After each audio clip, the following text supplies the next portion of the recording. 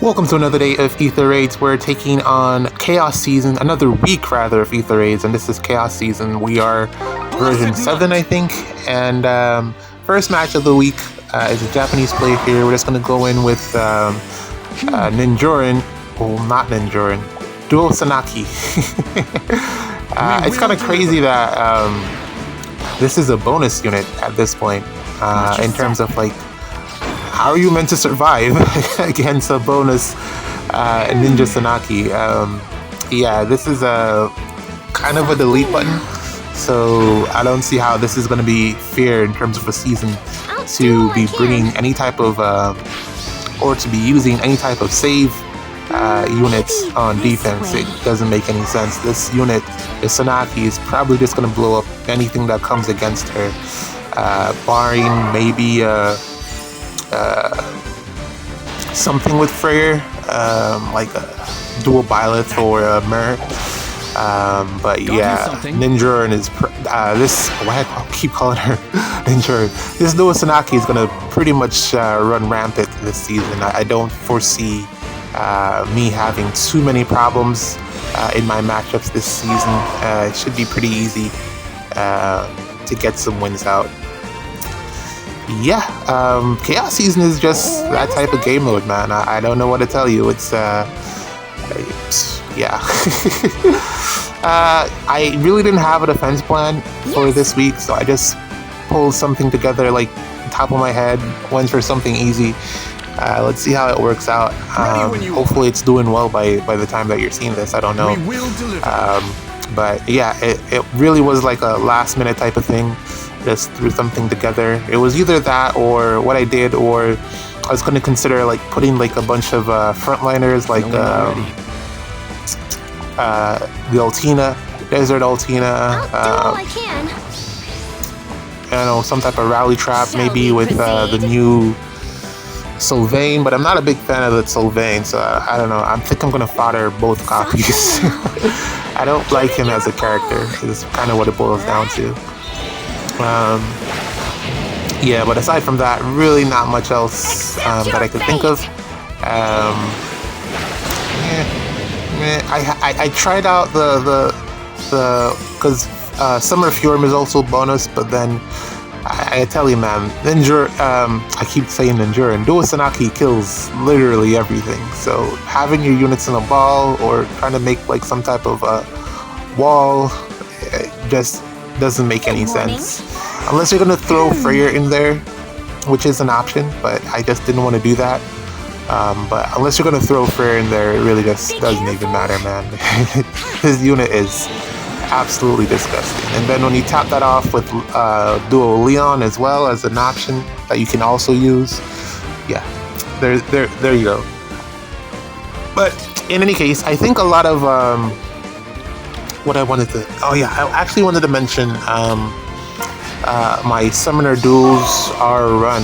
I actually... one of the things that I forgot to mention was that Byleth, like, really hard carried. Like, we tend to forget how good save units are sometimes because, especially in modes like SDS, SDR, because they typically die, well, at least back when Casher was still a thing.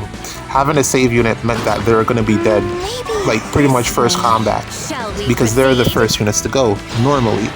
But I came up against a lot of units, or a lot of matchups, where Byleth just survived, basically, because of his dual button, or just, you know, basically, the enemy team was just not able to take him out.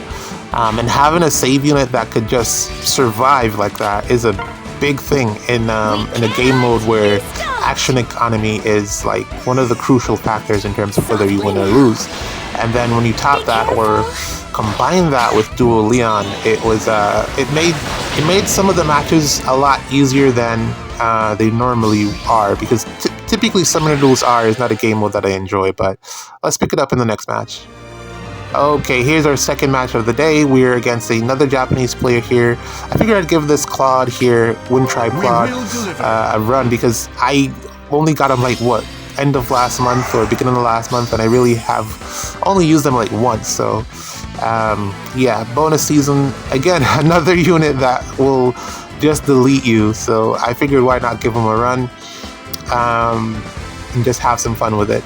I really like this Ivy, the new Ivy that came out recently. She is very, very good. Yeah, really like this Ivy.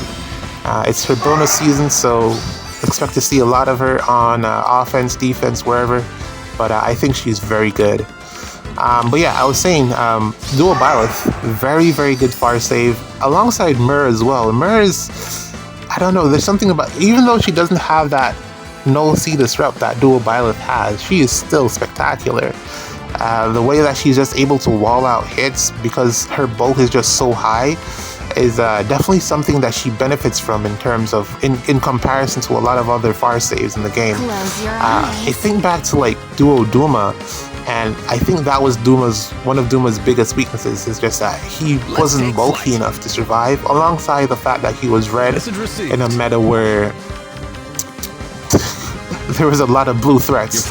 Red Dragon in a meta, Red Armored Dragon in a meta where there were a lot of blue threats. So it really put him at a significant disadvantage in terms of the matchups that he would come against. But yeah, I really like this Dual Myrrh. Well, not Dual Myrrh, Spring Myrrh. And really excited to see like how she fits into the meta moving forward, and potentially what we'll get as a counter to her, because she is, again, very powerful. A lot of shades of Bridal Tiki, if I want to draw like a closer comparison. Bridal Tiki is probably the one that she reminds me of the most, which I didn't pick up. I missed Bridal Tiki when her banner came out, because I was like, man, this is just another far save. I don't need any more. And at the time, I was kind of correct, but looking back at it, probably would have been a good pickup for me. That aside, we're doing pretty well here. This is we're just gonna hit and run as best as possible with Claude here. The gravity from his weapon is such a huge boon, a benefit to have. So it should be pretty easy to get in and get out of these matchups, of these snipes, if you will, with relative ease. Alongside the cancel one, that's an easy day so far.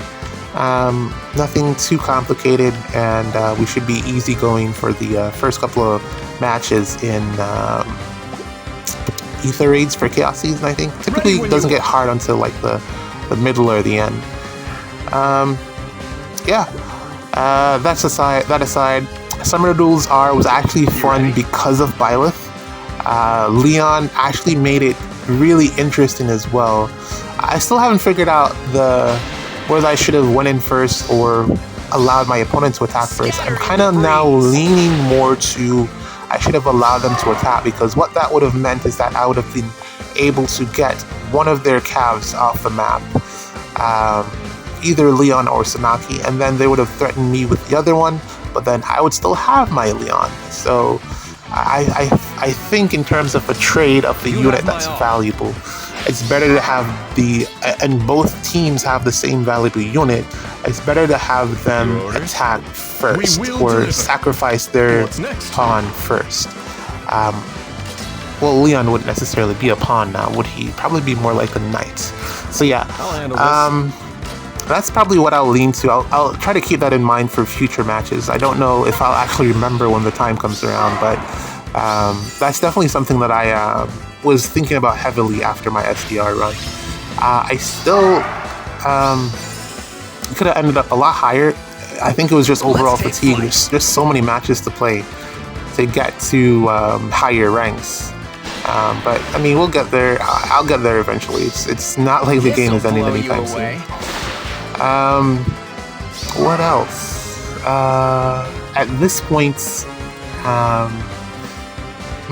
by the time that you're watching this, I've probably already finished Ozark, but I'm currently on season 3, and it's just like a big drama fest. Like, there's just so many decisions that are being made, and I'm just like, this is like so obvious in terms of the decision making, where the direction of the plot, it's so like obvious. You have my all. Like you can't miss it. You know what's going to happen before it happens, and that's like the biggest downfall with the show. It's so I'll do it. telegraphed We've got options. in terms of what's going to come next, and I don't like that. There aren't that many big surprises. I mean, there's a lot of shock value, but it's not a surprise. It's things that you know that are going to happen, and you're just waiting on them to happen because narrative-wise, storytelling, I think I went down that path before. Alright, Gulvig off the map. I think we're going to see a lot of Gulvig this season. She is, or was, still is, very good on offense. Not so much on defense, but I feel like also she's going to be bonus next season for next anima season. She will be bonus, so there's that. And I also figured that I'll give the Croms close salvo, or that, was it salvo? Close foil, so that I'll have it for the next SDS, SDR run, whichever it is. I feel like they benefit from having that skill. Prime, not so much, because the distant counter or the close counter is conditional, whereas the foil, it's permanent. So I think I'll pick that up. Man, I feel like the month of March is just flying. Like, we're already in the middle of March, getting closer to the end. Yeah, it's really flying. Looking out for the next banner that's going to be out as well. I wonder what we're going to be getting for the new heroes. So there's that to think about. But we're done for this one. GG's. It's been a quick match, 2 quick matches today. And we'll see you in the next one. Peace.